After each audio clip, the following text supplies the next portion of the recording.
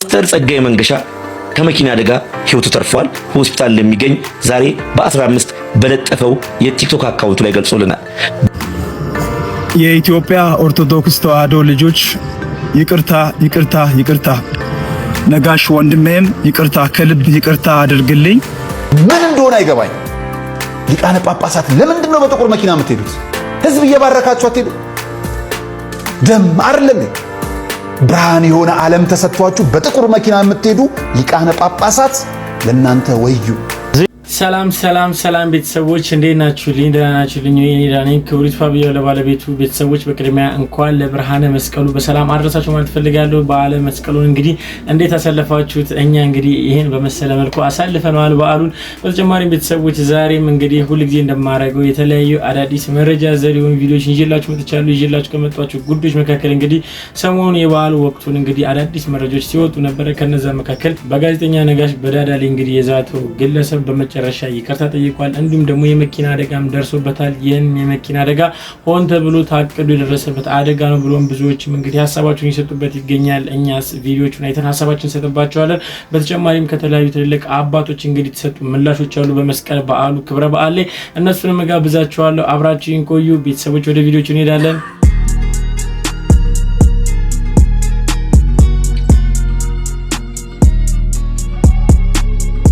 በቅድሚያም ቤተሰቦች እንግዲህ ጋዜጠኛ ነጋሽ በዳዳን ከቤተ ክርስቲያን ወይም ደግሞ ከአገልጋዮች ከባድ ትችትን አስተናግዷል። ለምን? እስቲ እሱን ቪዲዮ ልጋብዛችሁና ሀሳባችንን እንሰጥበታለን።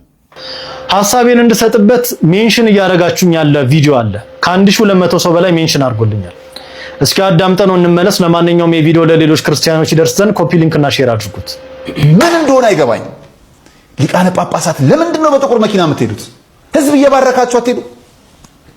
ደም አይደለም ብርሃን የሆነ ዓለም ተሰጥቷችሁ በጥቁር መኪና የምትሄዱ ሊቃነ ጳጳሳት ለእናንተ ወዩ። ዜና አበው መጽሐፍ እንደሚናገረው ከሆነ በሰው ላይ እንደመፍረድ ክፉ ነገር የለም። ነጋሽ በዳዳ በተለያየ ጊዜ ቤተክርስቲያን ጉዳዮች ላይ ኢንቨስቲጌት የማድረግ እንደዚህ አስተዳደር ጉዳዮች ላይ ያሉ ነገሮችን ነቅሶ በመውጣት የሚታወቅ ጋዜጠኛ ነው። ግን ማይሆን ነገር ደግሞ ስትሰራ ነጋሽ በዳዳ ስለሆንክ የምትታለፍበት ምክንያት የለም። ሐዋርያዊ ቅብብሎች ኖሮ ቅዱስ ቤተክርስቲያን እንድትቀጥል ሊቃነ ጳጳሳት ግዴታ ያስፈልጉናል። ይሄ ደግሞ አፖስቶሊክ ሰክሴሽንን ጨምሮ ስርዓተ ክህነት፣ ጽላት ባርኮ እስከ መስጠት፣ ቤተክርስቲያን እስከ መባረክ፣ ቅዱስ ሥጋውና ክቡር ደሙን እስከ መፈተት፣ ይሄ ሁሉ ስርዓት በሊቃነ ጳጳሳት በክህነት ነው የሚደረገው። ስለዚህ ዛሬ ተነስተ ለምን ሊቃነ ጳጳሳት በጥቁር መኪና ይሄዳሉ ተብሎ እንደ ትልቅ ኃጢአት እንደ ነውር አይተህ ለአደባባይ ማሳጣት ትክክል አይደለም። ከሊቃነ ጳጳሳት የተሻለ መንፈሳዊ ህይወት አለ ወይ አንተ? እንዲህ ለማለት ይሄ በጥቁር መኪና መሄድ ኃጢአት መሆኑን በየትኛው ስርዓት መጽሐፍ ነው? በዲዲስኪሊያ ነው? በየትኛው ስርዓት መጽሐፍ ነው የታዘዘው? ለምንድን ነው የእህት አብያተ ክርስቲያን ሊቃነ ጳጳሳት በምን አይነት መኪና እንደሚሄዱ ማታየው? ምንድነው ችግሩስ? ጥቁር ስቲከር ተለጠፈ፣ ነጭ ስቲከር ተለጠፈ። በዚህ ደረጃ እንዴትስ ሊቃነ ጳጳሳትን ስርዓተ ክህነትን? በነገራችን ላይ አንድ ሊቀ ጳጳስ ማለት የቤተ ክርስቲያን አይከን ምልክት ማለት ነው። አንተ ዛሬ የሆነ ጳጳሳትን ስለተቻ አይደለም። አጠቃላይ ጵጵስና ግን የቤተ ክርስቲያን አይከን ነው፣ አክሊል ነው። ስለዚህ ለምንድነው ምንድነው አንተ የምታገኘው መንፈሳዊ እርካታ? እንዴት ጥሩ አረከው አይልህም እኮ እግዚአብሔር። ምክንያቱም የክርስትና መሰረቱ ቤዙ ለሰው ልጆች ኃጢአት ክፉ ነገር መጸለይ ነው። ክርስቶስ ኢየሱስ ያስተማረን ይሄ ነው። ያንተ አስተምሮ ደግሞ ከዛ የተለየ ነው። አባቶችን በማሳጣት አገልጋዮችን በማሳጣት በመራገም በማዋረድ የምታገኘው ክብር የለም፣ የምታገኘው ቪው ነው። ስለዚህ ከቤተ ክርስቲያን ስርዓት አንጻር የምትናገራቸው ነገሮች ሊመዘኑ ይገባል። ሊቃነ ጳጳሳትን ለመተቸት ማነህ አንተ? ከአንድ ካህን፣ ከአንድ መነኩሴ፣ ከአንድ ዲያቆን፣ ከአንድ ሊቀ ጳጳስ የተሻለ መንፈሳዊ ህይወት አለ ወይ ነው ጥያቄው። እንዴ ቢኖርህም እንደው አይኖርህም፣ ግን ቢኖርህም እንደዚህ ተደርጎ እኮ ክህነትና ጵጵስና እኮ አይዘረጠጥም ብራዘር። ስለዚህ ልክ አይደለም። አንዳንዴ ስሜት እንደፈለገ ጥላቻ ቢኖርብህ በመንፈሳዊ አባቶች ላይ በዚህ ደረጃ ባታንጸባርቀው ጥሩ ነው። ምክንያቱም የምንከተላት ቤተክርስቲያን የሚወክሉን አባቶች ኦርቶዶክሳዊ ነው በሚባል አንድ ሰው እንዲህ ሲሰደቡ ማየት እኔ በግሌ አልፈልግም። ልክም አይደለም። ጥሰት ሊኖር ይችላል፣ ስህተት ሊኖር ይችላል። አንተ በምትለው መንገድ ግን አይታረምም። ጭራሽ ወርደ ስለሚነዱት መኪና ማየት ይሄ ከኢንፌሪዮሪቲ ኮምፕሌክስ የሚመጣ ነገር ነው። በጣም ይቅርታ ቤተሰቦቼ ስሜታዊ ስለሆንኩ፣ ግን ልክ አይደለም። ዛሬ ክህነትን አረጋውያን አባቶችን ስለተቸ አንተ ልክ የምትሆንበት ኮመን ግራውንድ የለም። ይቅርታ በጣም እሺ፣ እግዚአብሔር ይስጥልኝ። ወንድማችን እንግዲህ በተናገረው ንግግር ላይ ብዙዎች በሐሳቡ ተስማምተዋል። ብዙዎችም ደግሞ ልክ ነው ነጋሽ በዳዳ የተናገረው ንግግር ልክ ነው ብለውም ከነጋሽ በዳዳም ጎኑን የቆሙ አሉ። ነገር ግን እኔ በወንድማችን ሐሳብ ላይ በፍጹም እስማማለሁ። ምክንያቱም እውነት ለመናገር እነዚህ ትልልቅ አባቶችን የመተቸት አቅሙ ላይ የደረሰ ብቁ ሰው ነው ወይም ደግሞ እነሱ ተሳስተው ቢገኙ እንኳን ራሱ ልንጸልይላቸው ወይም ደግሞ ፈጣሪ ብርታቱን ጽናቱ ሰጥቷቸው ካለባቸው ችግር ተመልሰው ቤተክርስቲያንን እንግዲህ በፍቅር በአንድነት እንዲመሩ መጸለይ ነው እንጂ ያለብን ለመተቸት ብቁ አይደለንም ብዬ እኔ እንደዚህ ጋር ሐሳቤን ሰጣለሁ። እናንተስ ምን ይመስላችኋል? ሐሳባችሁን ኮሜንት ሴክሽን ላይ አጋሩኝ። በተጨማሪም ቤተሰቦች ከሰሞኑ እንግዲህ በጋዜጠኛ ነጋሽ በዳዳ ላይ ዛቻ የፈጸመበት አንድ የመንግስት አካል ወይም ደግሞ በውትድርና ውስጥ የሚሰራ አንድ ግለሰብ ሊያውም የተሰጠውን የደንብ ልብስን ለብሶ ዛቻ በነጋሽ በዳዳ ላይ አድርሶ ነበረ። በዚህ ጉዳይ ላይ ብዙዎች ቁጣቸውን አሰምተዋል። ይህ ግለሰብ እንግዲህ ሁለት መረጃዎች በሱ ጉዳይ ወጥተዋል። ምንድናቸው? ልጋብዛችሁ። ዶክተር ጸጋዬ መንገሻ ከመኪና አደጋ ህይወቱ ተርፏል። ሆስፒታል እንደሚገኝ ዛሬ በ15 በለጠፈው የቲክቶክ አካውንቱ ላይ ገልጾልናል። በነበረው ነገር በሰራውት ቪዲዮ ከፍተኛ ጫና ቤቴ ላይ ተመላልሶ ህዝቡ ሲመጣ አይ ሌላ ነገር ከመፈጠሩ ብዬ በዶልፊን ተጭኜ ጉዞ ወደ ሌላ ሀገር መጓዝ ጀመርኩኝ። ነገር ግን ከሲኖ ጋር ተጋጅቶ ብዙዎች ተጎዱ። እኔም እጅና አንገቴ ላይ አደጋ ደርሶብኝ በአሁኑ ሰዓት ገና መንቃቴ ነው ይለናል። የኢትዮጵያ ህዝብና የኢትዮጵያ ኦርቶዶክስ ተዋሕዶ ቤተክርስቲያን ነጋሽ በዳዳን ይቅርታ መጠየቅ እፈልጋለሁ። እኔ የኢትዮጵያ ህዝብ ሞት ይፍረድብኝ ከፈለገ ልክ ሲሻለኝ እጄን መጥቼ ለሚመለከተው አካል እሰጣለሁ። እኔ አብረውኝ በትግል ከሞቱት ወንድሞቼ አይበልጥብኝም። የሚፈረድብኝም ፍርድ በጸጋ እቀበላለሁ። ለምክር ብዬ ነበር የሰራሁት ይለናል። ደግሞ መሀል ላይ ትንሽ ቀልቀል የምትል ነገር አላችሁ። እኔ ግን አንድ ነገር ለማለት ፈለኩኝ። የምትቆፍሩት ጉድጓድ በጣም ጥልቅ አታድርጉት፣ የሚገባበት አይታወቅምና ይላሉ። እንዲሁም እግዚአብሔር ተዋጊ ነው፣ ስሙም እግዚአብሔር ነው ይለናል። ይህ ተአምር ነው በእውነት አንተ ሰውን ፈንጂ ወረዳ ላይ ነስተህ የነበርክ ሰው እግዚአብሔር ግን ቤት በኩል እንዴት አድርጎ እንደሚጠልን አይታወቅምና ንስሐ የምትገባበት መንገድ ስለሆነ ራስህን ወደ እግዚአብሔር መልስና ንስሐ ገብተህ በእውነት እንድትለወጥ ጥሬን አስተላልፋለሁ። ከትዕቢት፣ ከኩራት፣ ከጡንቻ ከማሰብ ልትገላገል ይገባሃል። እግዚአብሔር በትንሽ ነገር ትልቁን ሲያዋርድ እናውቃለንና ሁላችንም ከዚህ ሰው የምንማረው በጡንቻ አለማሰብ፣ እኔ ነኝ አንበሳ ነኝ የሚል ትዕቢት ከውስጣችን ሊወጣ ይገባል። እንግዲህ በትናንትናው ዕለት የመኪና አደጋ እንደደረሰበት መረጃዎች ወጣው። ብዙዎቻችን ሰምተን እንግዲህ ሐሳብም እየተጋራበት የነበረበት ጉዳይ ነበረ። ነገር ግን በተጨማሪም በዛሬው ዕለትም አዲስ የወጣ ቪዲዮ አለ በዚህ ግለሰብ ጉዳይ። እስቲ እሱንም ልጋብዛችሁ። የኢትዮጵያ ኦርቶዶክስ ተዋሕዶ ልጆች ይቅርታ ይቅርታ ይቅርታ። ነጋሽ ወንድሜም ይቅርታ፣ ከልብ ይቅርታ አድርግልኝ። የሥራ ባልደረቦችም የመከላከያ ሰራዊት አባሎች በሙሉ ይቅርታ አድርጉልኝ።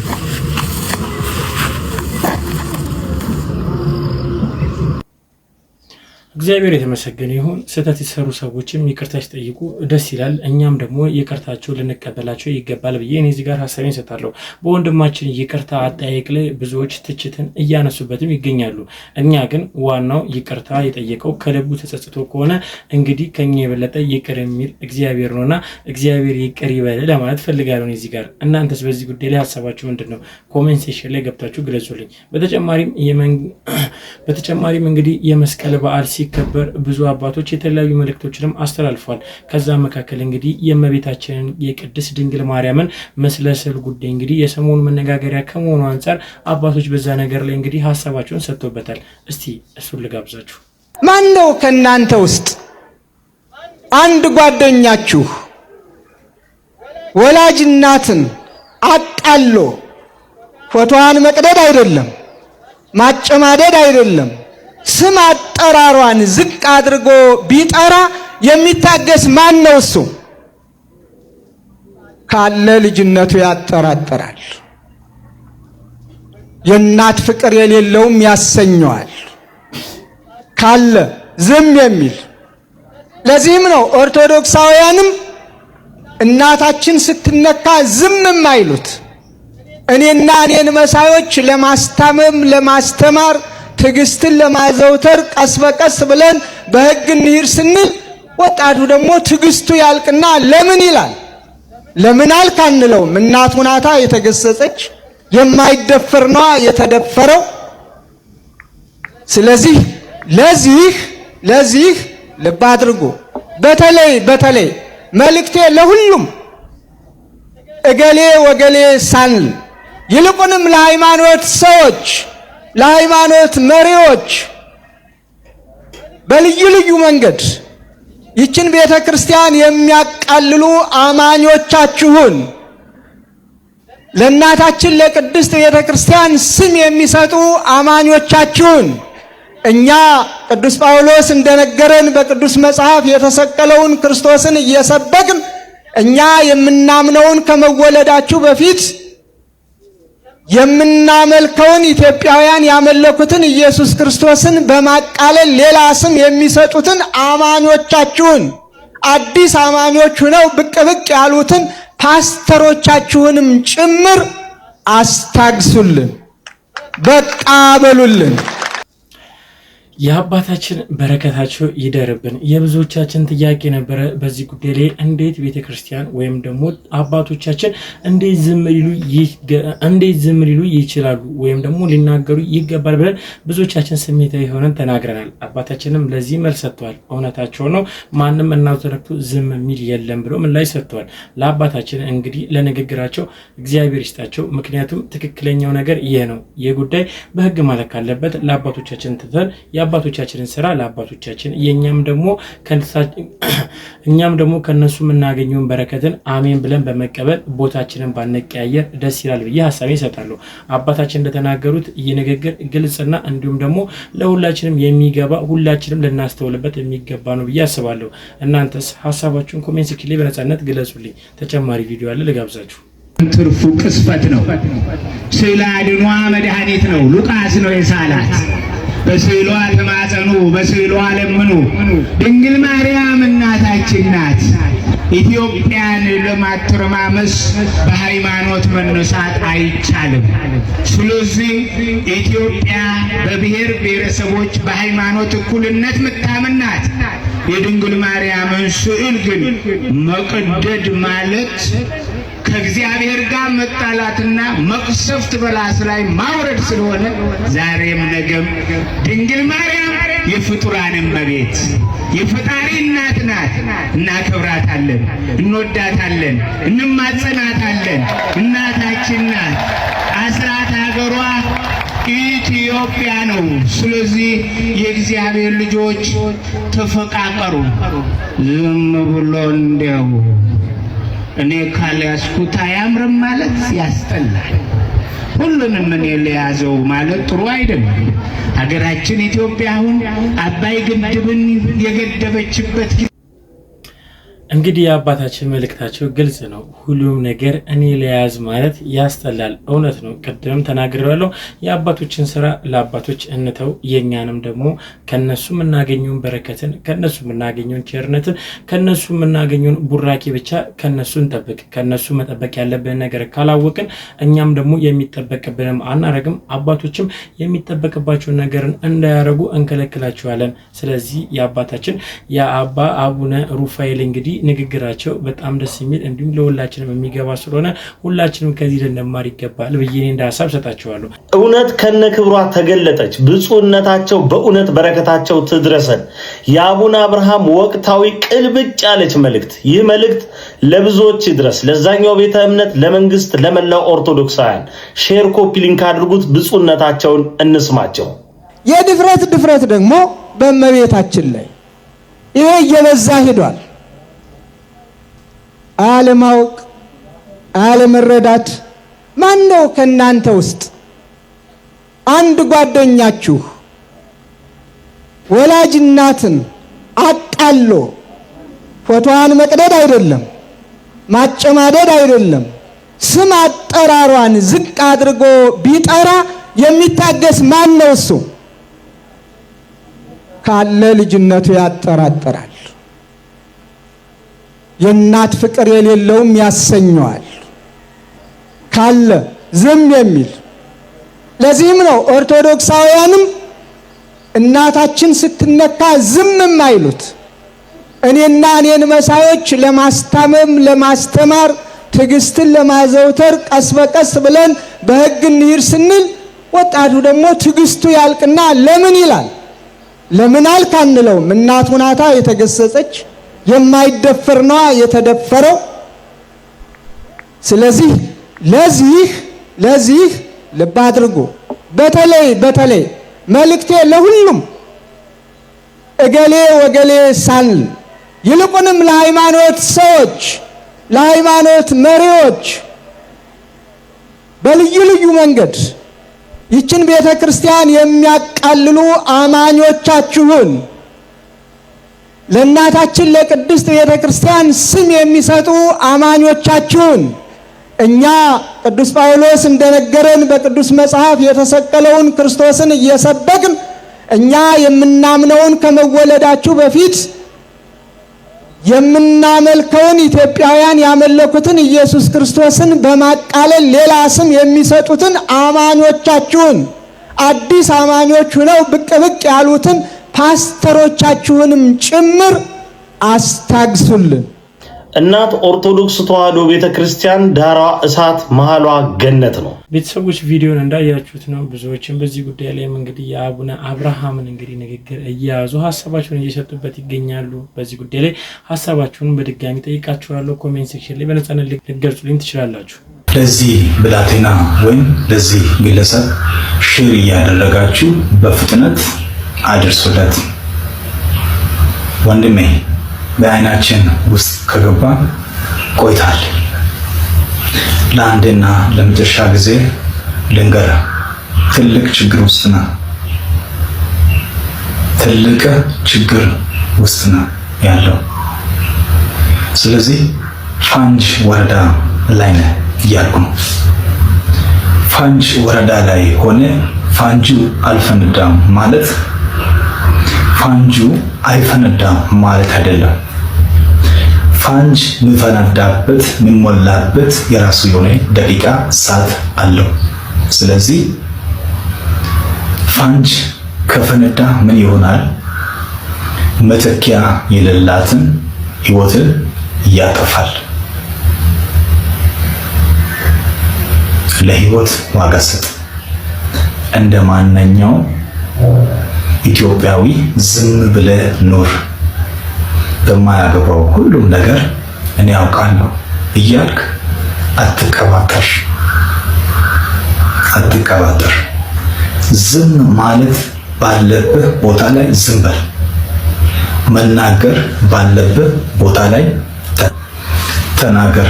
ስለዚህ በዚች ሀገር የተማርክ ሁሉም የምታውቅ አንተ ብቻ አይደለም። በጣም ብዙ ምሁር የሆኑ ሰዎች አሉ፣ በዓለም የሚታወቁ የዚችን ሀገር ባንዲራ ከፍ ያደረጉ፣ የዚችን ሀገር ስም ከፍ ያደረጉ፣ ለዚች ሀገር እየሞቱ ያሉ፣ መስዋዕት የሆኑ፣ ዋጋ እየከፈሉ የራሳቸው ኑሮ ሳይኖር ለዚች ሀገር የኖሩ በጣም መስዋዕት የሆኑ ፌመስ የሆኑ ሰዎች አሉ በዚች ሀገር ውስጥ። በእኛ ስራ መስክ ብዙ ጀነራሎች አሉ 40-50 ዓመት ያገለገሉ የራሳቸውን ህይወት ሳይኖሩ በዓለም ደረጃ የሚታወቁ ብዙ ፕሮፌሰሮች አሉ። አንድ የፖሊስ ዩኒፎርም የለበሰ ሰው የግሉን ሃይማኖትና እምነት በአደባባይ እምነቱ ልክ አይደለም፣ ልክ ነው፣ ሌላ ታሪክ ነው። ኢየሱስ ሲመጣ አይመጣም አይደለም የኔ ፖይንት አሁን እዚህ ጋር። ያንን እምነት በመስበክ ደረጃ ግን በግሉ ማን ከለከለው? እሑድ ቀን ማን ከለከለው? እሑድ ቀን ሌላ ልብስ ለብሰህ ከፖሊስ መኪና ወጥተህ አትሰብክም እንዴ? አትመን እኮ አልተባልክም። በግል የኢትዮጵያ ቃል ፖሊስ ኦፊሰር ሃይማኖታዊ ኑሮ አይልም። ፕራክቲካሊ ግን የፖሊስነት ስራውን በሚሰራበት ጊዜ ከማንኛውም የሃይማኖታዊ አቲቲዩድ ነፃ ሆኖ ነው የሚሰራው ነው። ቢካዝ እዚህ ሀገር ውስጥ አንድ ሃይማኖት ብቻ አይደለም ያለው። ሶ ፖሊስ ታክስ ፔየር ሲባል ግን ኖርማሊ ኢየሱስ ይመጣል የሚለው ሎጂክ የሚከተሉ ሰዎች ብቻ ታክስ ከፍለዋል። መኪናና የፖሊስ ዩኒፎርም ፖሊስ ተቋም ደሞዝ የሚከፍሉት ነው የሚያስተዳድሩት። ክሊርሊ ተወደደም ተጠላ መቼም በእርዳታ አይደለም ፖሊስ ተቋም ደሞዝ የሚከፍለው በህዝብ ታክስ ነው።